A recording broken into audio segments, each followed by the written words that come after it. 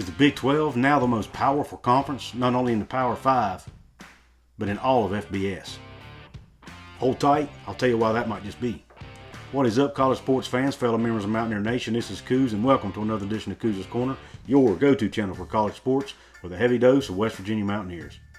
Before I get into the show, I ask that if you haven't yet, and if you love college sports videos, college basketball and college football videos almost every day, this is the channel for you. So please subscribe.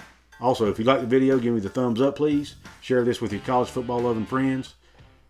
Now let's get on with the show. So what do I mean by the Big 12 could be the most powerful conference in all of FBS? I'll tell you why. Just saw on Twitter a few minutes ago. Some of you may have already seen it, but it's on Twitter. Mr. Greg Swaim from Swaim Sports in Oklahoma is reporting that the Big 12 is in talks with the alliance conferences to form a scheduling alliance with them. Listen again. The Big 12 is in talks with the ACC, the Pac-12, and the Big 10 to form a scheduling alliance.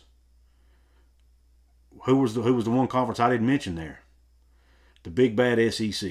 Now look, I'm not an SEC hater.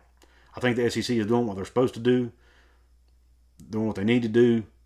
I see nothing wrong with it. But I also see nothing wrong with what these other conferences are doing. And what this could mean for the Big 12 is, number one, it means they could altogether, these other four Power 5 conferences could completely lock the SEC out of scheduling.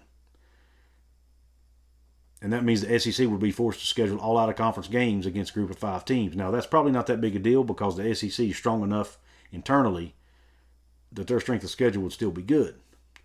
But what I think is even more important is the voting piece. Think about that. You would have 52 schools in this alliance and only 16 in the SEC.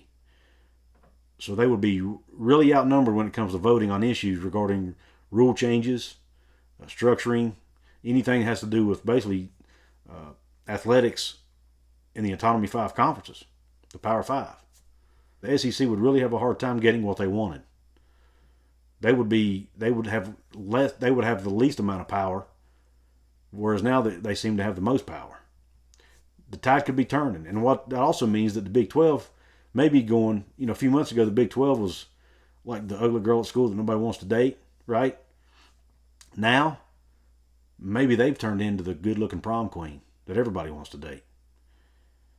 Because now the SEC might look at what's going on within that alliance, and they might say, maybe we need to talk to the Big 12 about a scheduling alliance.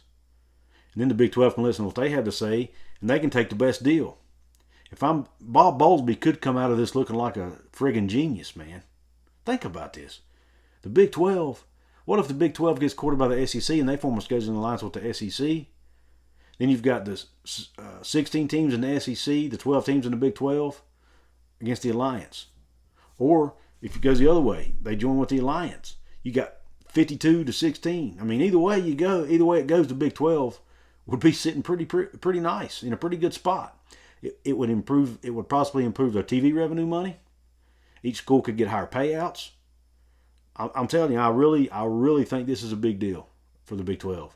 And the Big 12, I'm telling you, from where they were sitting a few months ago, losing to Texas and Oklahoma could end up being a blessing in disguise for the Big 12 at the end of the day. Think about that. Wouldn't that be cool? We could go from thinking their conference was going to implode, and we were all worried about where our schools were going to go. We might get left out. To now we could end up being the one everybody wants to do business with. It's pretty cool to think about. Now, I don't know Greg Swaim. He seems like a very reliable source. Don't know a whole lot about him, but it's very interesting to think about. And I encourage you to go look it up for yourself. I've not seen it on any other sources, but he seems to be pretty well connected there in the Oklahoma market.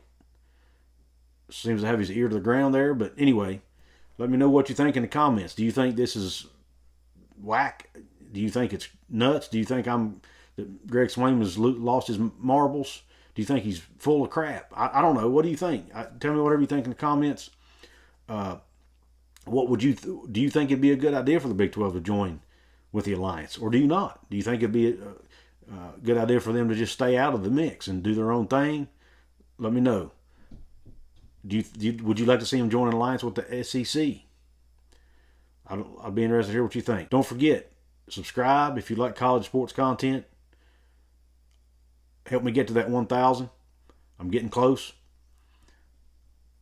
Don't forget to give me the thumbs up if you like this video.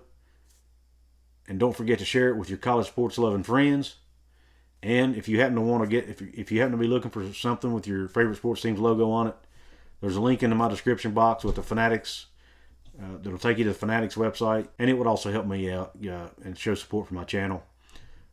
I'm wanting to buy a computer so I can do more editing, but I need your help. So anyway, please let me know in the comments. Thanks for tuning in. Until next time.